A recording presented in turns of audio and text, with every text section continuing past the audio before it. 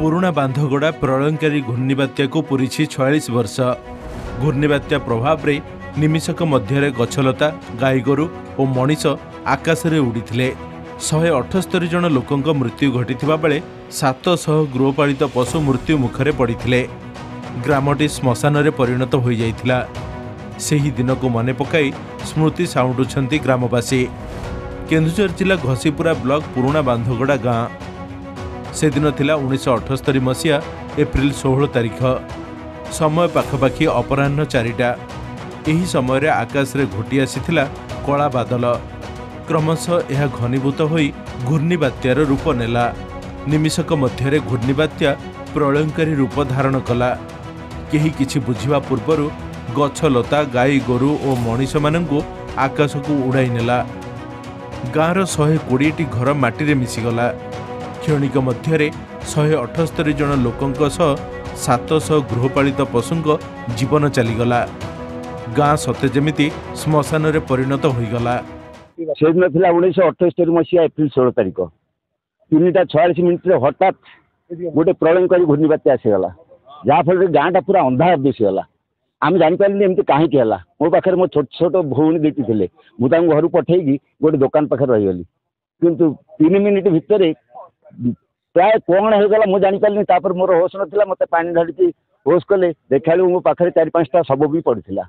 दुख लगे से दिन मन पड़े। 1978 मसीहा जो घूर्णिबात्या होती मुझे आफेक्टेड होती तेज आम छोट होती 20-21 वर्ष आफेक्टेड होती। तो 46-47 वर्ष गला तेणु से सब जिन बात्यार तो से कथा कहला बेलू देह सीटे उठुची। 178 जन मरी 900 केते हॉस्पिटलाइज आम होइतिलु। तेणु से दिन कथा कहला बेलू तो न कहले मते भल जा होउची। केवल पुराना बांधगोड़ा नुहे, यही घूर्णिबात्या निकटस्थ करडामाली, नर्दा, तिगिरिया, बिलाबंध आदि गाँवर क्षति घटाइथिला। घटना पर देश विदेश छुटीथिला सहायतार सुह। अकाल प्राण हराइथिबा लोकंकर गाँ मुंडरे समूह दाह संस्कार करागला। सेही स्थान रे स्थापित हैला एक स्मृति स्तंभ। सेही अविश्वसनीय घूर्णिबात्या को आज पूरी 46 वर्ष।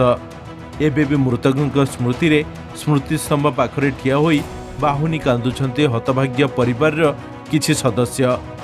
अन्यपटे एप्रिल 16 आसिले देह शीतई उठे ग्रामवासींकर। एही दिन रे भगवान को समस्ते एकत्रित होई प्रार्थना करिथान्ते, प्रभु एभली विपद काहारी को न दियंतो। 1978 मसीहा एप्रिल 16 तारिख ठारू आज के होगा 46तम जो स्मृति समय। यही 46 वर्ष मध्य प्रतिवर्ष आमर ये महान आत्मा सद्गति निमित्त प्रार्थना करा जाए। आउ गाँव समस्त व्यक्ति आसी महासमारोह पालन करती। आउ गाँ यही महान आत्मा जो चली जाती फल आज गाँव में आमर बहुत डेवलपमेंट काम होती। आज समस्त परिवार जड़े ना दी जन कहीं ना कहीं जड़े मृत्युवरण करमती एक अकस्मात विपत्ति आसला अत्यंत दुखदायक। तो सर्वप्रथम आगे दिगंबत जो मैंने आमर से दिन एक अकाल वियोग घटी से प्रति एक श्रद्धांजलि जनाऊँगी और अमर आत्मार सद्गति कामना करुच्ची। सब दुख और परितापर विषय आम गाँव जोटा ना पुराना बांधगोड़ा से सारा विश्व प्रसारित होता। एभली एक दुखद दिन बोधहुए पृथ्वी के आगुरी आसी नथिला। एते बड़ प्राकृतिक विपर्यय पर पुराना बांधगोड़ा गाँव में अनेक परिवर्तन आसीछे। हेले एप्रिल मास 16 तारिख आसिले कोह संभाली पारंतिनी प्रत्यक्षदर्शी। आनंदपुर स्वप्नेश्वर पंडा रिपोर्ट, कलिंग टीवी।